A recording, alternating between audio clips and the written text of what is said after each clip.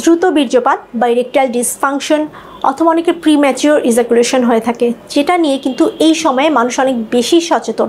অনেকে বেশিক্ষণ ময়দানে টিকে থাকতে পারে না, দ্রুত বীর্যপাত হয়ে যায়। আজকে জানবো কি খাবার খেলে এই দ্রুত বীর্যপাত হবে না। আপনার যদি লাইফস্টাইল হেলদি না হয়, আপনি যতই মেডিসিন গ্রহণ করেন না কেন, আপনি কিন্তু কোনোভাবেই এই প্রবলেম থেকে মুক্তি পেতে পারবেন না।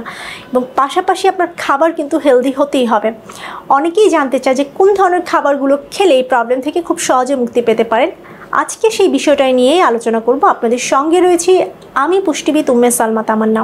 রাত জেগে থাকা এবং খুব সকালে ওঠার কিন্তু অভ্যাস আমাদের নেই। এক্সারসাইজ করার প্ল্যানও কিন্তু অনেকের থাকে না, বা অনেকে নিয়মিত এক্সারসাইজ করে না, সারাদিন হয়তো অফিসে থাকে, স্ট্রেসে কাজ করে, এবং যার কারণে কিন্তু একটা ফ্যামিলি লাইফে প্রবলেম দেখা দিতে পারে।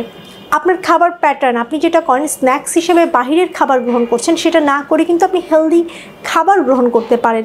তো কোন ধরনের খাবারগুলো রাখবেন? আমরা বলি প্রোটিনযুক্ত খাবার এই সময় খেতে। অনেকেই আছে অতিমাত্রায় প্রোটিন গ্রহণ করছে।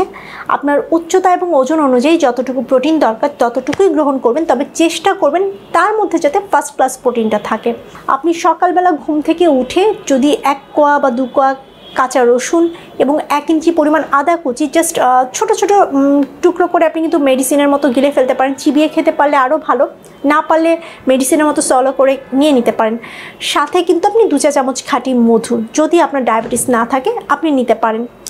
যদি আরেকটা গুরুত্বপূর্ণ যে বিষয়, আপনার ডায়াবেটিস এবং হাই ব্লাড প্রেশার যদি থাকে, কোলেস্ট্রল যদি বেশি থাকে, এটা কিন্তু আপনার নিয়ন্ত্রণে রাখতে হবে।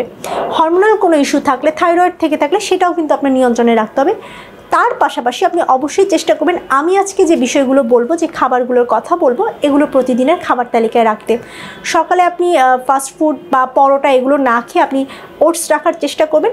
ওটসে প্রচুর পরিমাণে অ্যান্টিঅক্সিডেন্ট থাকে, ভাইটামিনস, মিনারেলস থাকে, যেটা কিন্তু আপনার ব্লাড সার্কুলেশন বাড়াতে সাহায্য করবে।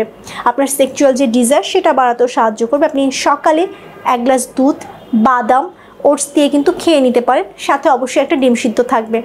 নাস্তার পরে কিন্তু আপনি গাজরের জুস খেতে পারেন। গাজরের জুসে প্রচুর পরিমাণে অ্যান্টিঅক্সিডেন্ট থাকে, যেটা কিন্তু আপনার ব্লাড সার্কুলেশন বাড়াতে সাহায্য করবে এবং স্পার্ম কাউন্ট বাড়াতে সাহায্য করবে, টেস্টোস্টেরন লেভেল বাড়াতেও সাহায্য করবে। মিড মর্নিং স্ন্যাক্সে অনেক প্রচুর পরিমাণে কফি বা চা খায়, সেটা না খেয়ে আপনি এই সময়টাতে কিন্তু কলা খেতে পারেন। কলাতে প্রচুর পটাশিয়াম এবং ম্যাগনেশিয়াম পাওয়া যায়, যেটা কিন্তু আপনার জন্য অনেক উপকারী, আপনার স্ট্যামিনা বাড়াতেও সাহায্য করবে। দুপুরের খাবারে আপনার স্বাভাবিকভাবে অনেকেই আছে যে ডাল খাচ্ছে, ভাজা পোড়া খাচ্ছে, ভাজা মাছ মাংস খাচ্ছে, সেটা না খেয়ে আপনি স্বাভাবিক লাল চালের ভাত নেওয়ার চেষ্টা করতে পারেন। শাক সবজি প্রচুর পরিমাণে খাবেন, সালাদ রাখবেন, লেবু রাখতে পারেন। বিকালের খাবারে কিন্তু আপনি 1 মুঠো বাদাম রাখতে পারেন। অনেকে ভাবেন যে বাদামের মধ্যে কাঠবাদাম বা কাজু বাদাম হয়তো খুব উপকারী, কিন্তু আমি বলবো যাদের এই প্রিম্যাচিওর ইজাকুলেশন অথবা ইরেকটাইল ডিসফাংশনের প্রবলেম আছে, তারা কিন্তু অবশ্যই ওয়ালনাট মানে আখরোট বাদাম যেটা রয়েছে সেটা খাবেন। এটাতে প্রচুর পরিমাণে ওমেগা 3 থাকে, যেটা আপনার স্পার্ম কাউন্ট এবং টেস্টোস্টেরন লেভেল বাড়াতে সাহায্য করবে এবং এই প্রিম্যাচিওর ইজাকুলেশনও দূর করতে সাহায্য করবে। আপনি প্রতিদিন 4 থেকে 5টা করে আখরোট অবশ্যই খাবেন। বিকালের দিকে আপনি চাইলে কিন্তু 1 গ্লাস দুধ রাখতে পারেন, বাসায় এসেও কিন্তু 1 গ্লাস দুধ খেতে পারেন অথবা দই খেতে পারেন।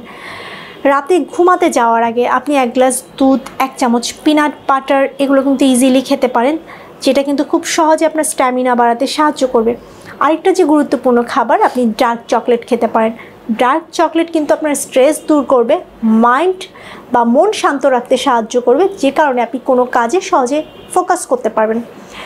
আপনার খাবার প্যাটার্নটা যদি চেঞ্জ হয় এবং ঘুমাতে যাওয়ার আগে যে খাবারগুলো বললাম, সারাদিনে খাবারের প্যাটার্ন যেগুলো বললাম, এগুলো যদি আপনি মেনে চলেন, নিয়মিত যদি এক্সারসাইজ করেন, চেষ্টা করবেন 30 থেকে 40 মিনিট হাঁটাহাঁটি, জগিং বা রানিং করার জন্য।